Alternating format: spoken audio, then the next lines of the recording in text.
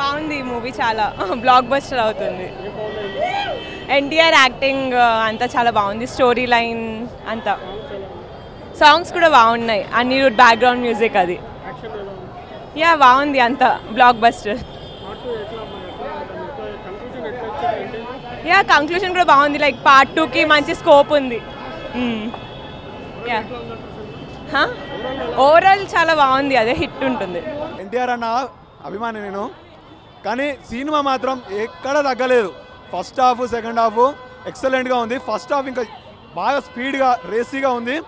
Anirudh music మాత్రము మీకు Hollywood level అన్నాడు, బుడాపెస్ట్లో నేను చేసిన అన్నాడు, అదే లెవెల్లో ఉంది మ్యూజిక్ కూడా. అండ్ ఎన్టీఆర్ అన్న ఫస్ట్ హాఫ్ లుంగి కట్టుకుంటాడు, లుంగిగా ఎత్తిన ప్రతిసారి ఒక్కొక్కరు మాస్ అభిమానులు భయంకరంగా ఉంది సినిమా. మ్యూజిక్ ప్రతి ఒక్క క్రాఫ్ట్ మస్తు చేసింది.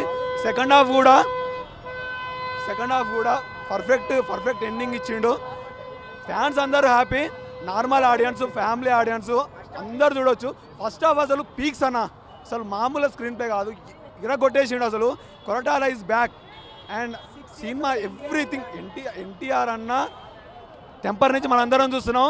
అక్కడ షెట్టు కాలు రెగలేయాలన్నాడు, అదే ప్రూవ్ అయింది. ప్రతి ఒక్క అభిమాని మాత్రం ఈ సినిమా చూసి డబల్ మ్యాన్ ఆఫ్ మాసెస్ అన్న యాక్టింగ్ మాత్రం పిచ్చిగా చేశాడు. అసలు ఒక్కొక్క షాట్ చూస్తుంటే లోపల నరాల్లో వణికిపోతుంది.